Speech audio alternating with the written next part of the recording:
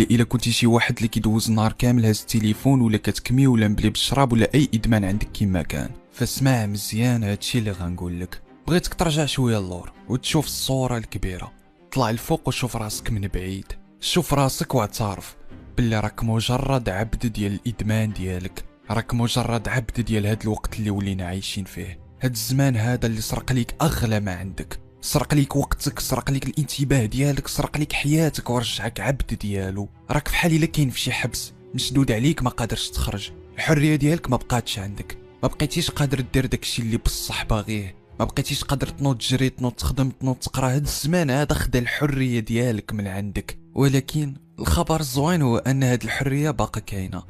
ما مشاتش. الفرق الوحيد بينك وبينها هو هاد الشهوات الكثيره اللي صنعها لينا هاد الزمان، واللي مدمن على المتعه، واللي مدمن على واحد الادمان اللي داير فحال شي بيت الباب ديالو مسدوده بالساروت.